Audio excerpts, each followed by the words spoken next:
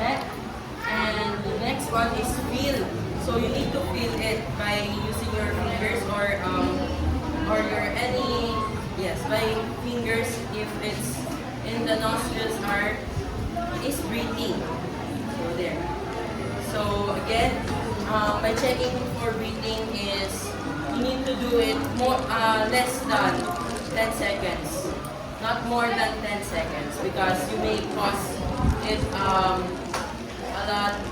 lot dangerous. So next step is call for help. If you are alone, you need to perform CPR for 2 minutes. So or 5 cycle. By doing the 5 cycle is 30 compression. First cycle is 30 compression and two rescue breaths. So there. So for call for help, if you have somebody to call it, ask them to call it quickly. So next one is if you are alone, then perform the CPR for 2 minutes. So what should you do if you are performing CPR? So you need to do next is chest compression. So chest compression is by doing it by 2 fingers, no? 2 fingers in the chest and the nipple line. So you need to do it 30 times. So 1, 2, 3, 4, 5, 6, 7, 8, 9, 10, 11, 12, 13, 14, 15, 16, 17, 18, 19, 20, 21, 23, 23, 24, 25, 26, 27, 28, 29, 30. If you are doing this chest compression, please make sure that if you are pushing hard, make sure that the measurement is 1.5 inches or 4 cm. By making sure this is if you are over the measurement, you may cause the little organs can damage inside their body. So there, and it also can break their knees. So next is after doing the chest compression for 30 compressions is you need to do the rescue breaths. So rescue breaths by using 2 fingers, and you're going to place it to the chin, and you're going to the second the other hand is you're going to place it in the forehead and tilt it, and then perform rescue breaths by 2 blows. Don't blow too hard because it can cause little organs or lung damage. So there.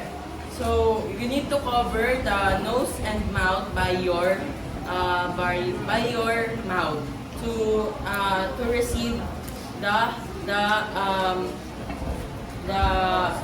oxygen that the infant is needed. So two blows. So by performing that, you need to do it 5 cycles. So next is the last one. You have to do it. You have to show it. So by doing it by two times every cycle. So again, every cycle is indicate with 30 compressions and 2 rescue breaths. So next is the continue CPR. So until the emergency arrives, the emergency help is arrives. So that's all. Kindly perform the actual CPR without explaining it. Complete the 4 cycle. So 1, 2, 3, 4, 5, 6, 7, 8, 9, 10, 11, 12, 13, 15, 16, 17, 18, 21, 22, 23, 24, 25, 26, 27, 28, 29, 30.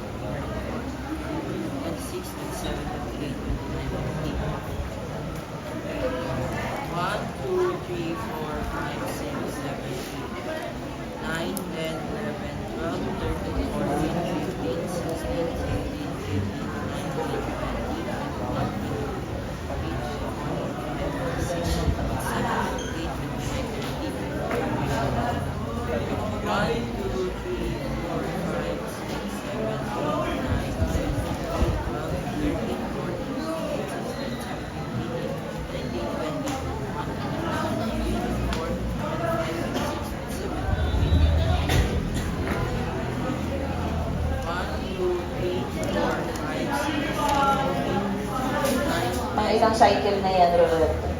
Pang 4 po. 13, 14, 15,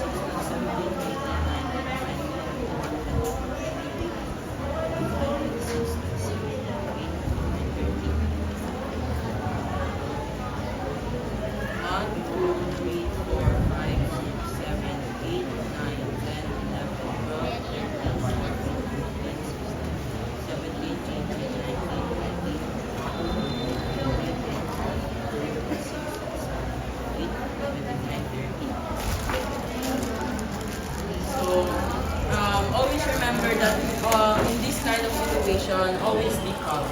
Alright, thank you very much.